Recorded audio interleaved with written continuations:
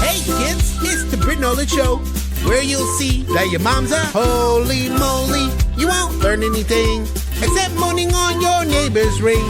That's what you get when you listen to What the Britt. You'll realize that we're all just pieces of shit, soon blind with pooping rats on his ask me why I'm so high. Drop the pants and show off your big giant ballroom. Use it the place where we can all play together forever and ever. Here is Britt sitting on a bee.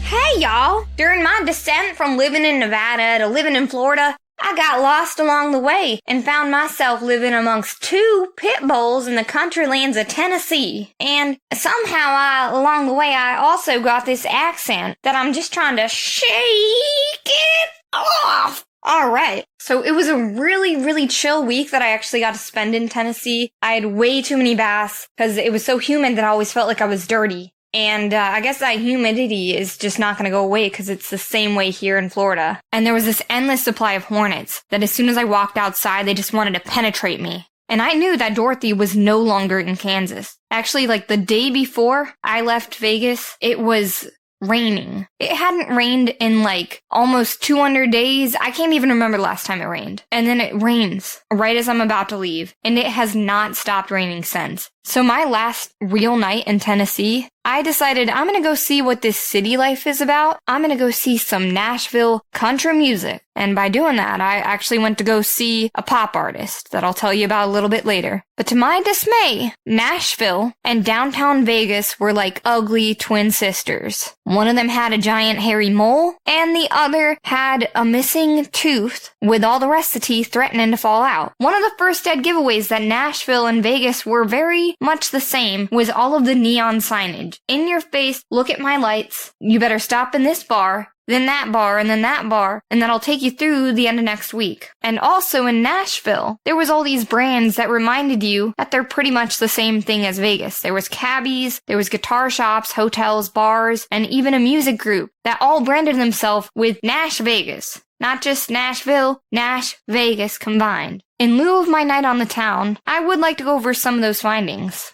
The music in Nashville, it was limited to this like modern country pop with a light mix of like edgy as fuck country rap. Think of like Old Town Road and Give Your Booty Some Kind of Dip. And then for you old farts, there's like this Nelly Tim McGraw mashup song called Over and Over My Head and something over and over again. There was party buses everywhere in Nashville, pretty much the same way you'd see in Vegas, but they were like stripped down, topless, double-decker buses with girls that are holding alcoholic beverages, sloshing them around, getting their groove on with one another. Very little amount of men on those buses. Nashville's party buses were nearly only women, who appeared to be waiting their debut on the newly reprised Girls Gone Wild or Chicks Be Crazy, sloshing their solo cups around, further flattening their light beers. Ugh.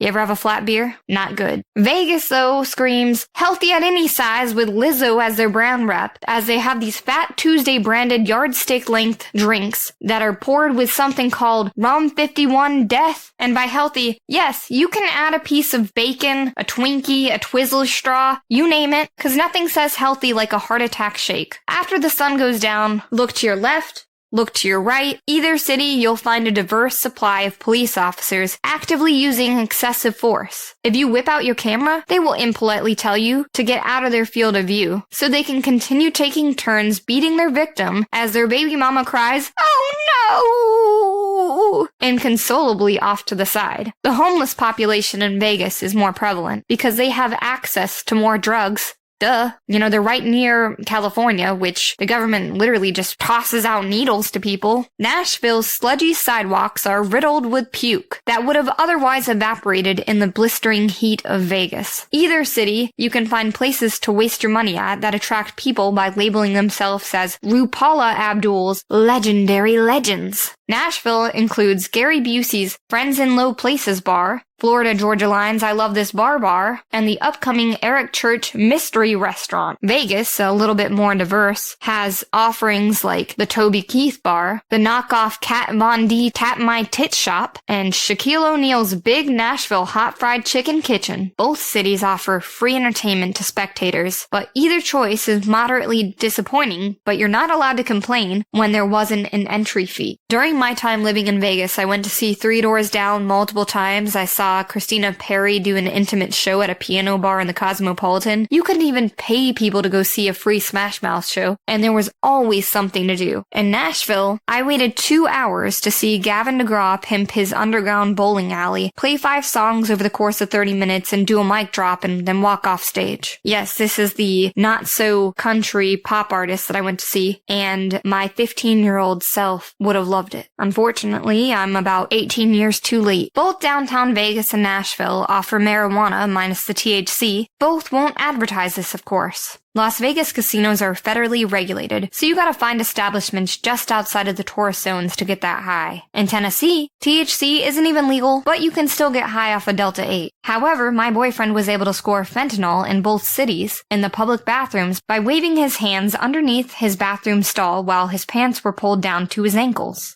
Stupid, isn't it? Loopholes aren't exclusively tied to taxes. And in 2 years, will you even remember that getting high used to be illegal? Remind me to do an update on this, because at that point I might be too stoned to remember. Neither Vegas or Tennessee promotes or welcomes sobriety. The devil runs rampant here, poking all ye prudes in the ass. The devil only vacations in Georgia, after all. Which brings me to my next point. Churches are aplenty in both of these cities. Traditional evangelists bring their picket signs to remind us that we're all going to hell, and they even provide free pamphlets that talk about our impending doom of eternal fire if we don't repent today. I mean, if an evangelist cries hell, and everyone's too drunk to hear, would hell still be the consequence? Would God still condemn you? I dare say. Nashville had the diversity of a Klans meeting, giving me comfort that my rebel flag bumper sticker would be well respected in the curbside parking. However, the I'm with her Hillary Clinton sticker might still make me a target. Unsure, I parked near the curb and precautiously applied an additional thin blue line sticker over Hillary's face. Nashville had a significant amount of signs declaring their support for the troops, while Vegas has a ubiquitous amount of minority supporting signage. The LGBTQIX something he, she, otherkin stuff. And either way I see it, virtue signaling is part of the social norm in either dystopia. Did I mention that I'm a proud Democrat and we should definitely deport Republicans and not immigrants? I actually saw this as a bumper sticker way too many times to count on the road trip. Man, whoever thought of that made a fortune. I 10 out of 10 recommend that you go to both cities. Get awestruck at how eerily similar each city is. And notice that living your best life would usually include a skyscraper rooftop party, puking your guts out and having sex with a bride or groom on their last night as a single person. And also, you should never be afraid to fall off of a party bus while smacking a watch for pedestrian sign. Yes, that happened in Nashville. It's actually a trademark. I hope that I've helped you with some of your vacation planning, and I'm totally stoked to tell you about my encounters with Florida Man in the future podcast.